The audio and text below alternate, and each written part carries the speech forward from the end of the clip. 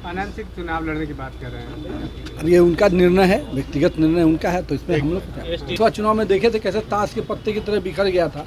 इस बार भी ऐसे ही देखिएगा कि ताश के पत्ते की तरह निजी महत्वाकांक्षा के भेंट चढ़ेगा इंडिया अलायंस। मैं तो चुनौती देता हूं कि जिन लोगों ने धंसने की शब्द का प्रयोग किया है वो उसको साबित कर दे धंस रहा है, तो मैं अपनी राजनीति से संन्यास ले लूँ। बाहुबली नेता और मोकामा के पूर्व विधायक अनंत सिंह को कोर्ट से बेल मिल चुका है और वो जेल से बाहर आ चुके हैं। जेल से बाहर आते ही उन्होंने मीडिया को संबोधित करते हुए ये कहा कि वे इस बार फिर मोकामा से ही चुनाव लड़ेंगे।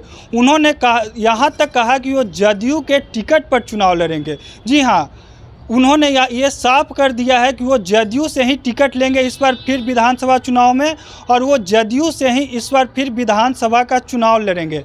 प्रेस को संबोधित करते हुए आज बिहार सरकार के मंत्री नितिन नवीन ने साफ तौर पर कह दिया कि ये उनका व्यक्तिगत निर्णय है। वो इस पर कोई भी प्रतिक्रिया अपना देने से परहेज कर रहे थे। देखिए, इंडिया गठबंधन पहले भी बेंगलोर, मुंबई और कहाँ बैठक करते रहे। क्या हुआ था लोकसभा चुनाव के बाद?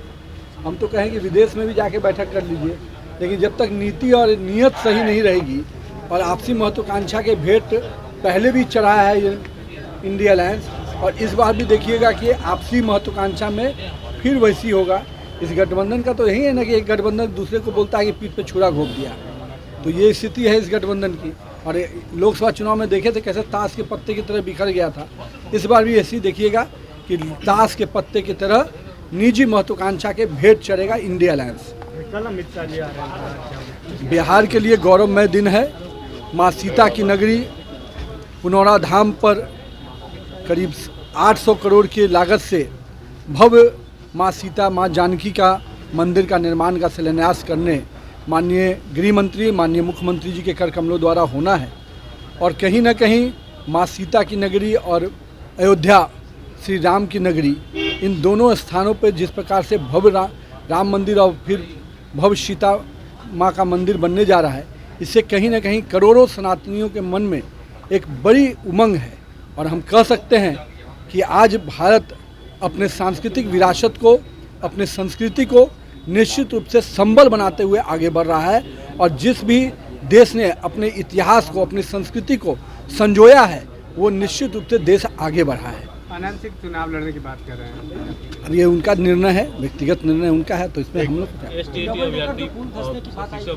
किसका? डबल डेकर जो पुल की बात आई। अब आप लोग पढ़े लिखे व्यक्ति हैं, आप लोग भी जानकार हैं, कहीं डबल डेकर पुल धंसा है क्या?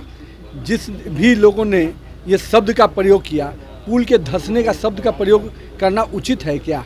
और एक चीज़ मैं मानता हूँ हमेशा, आप जाके देखिए, बिटुमस का लेयर जो उखड़ता है ये जनरली बरसात में होता है, ये कोई नई बात नहीं है।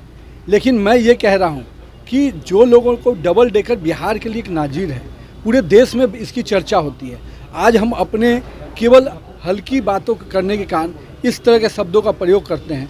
मैं तो चुनौती देता हूं कि जिन लोगों ने धंसने की शब्द का प्रयोग किया है वो उसको साबित कर दे धंस रहा है, तो मैं अपनी राजनीति से संन्यास ले लूँ।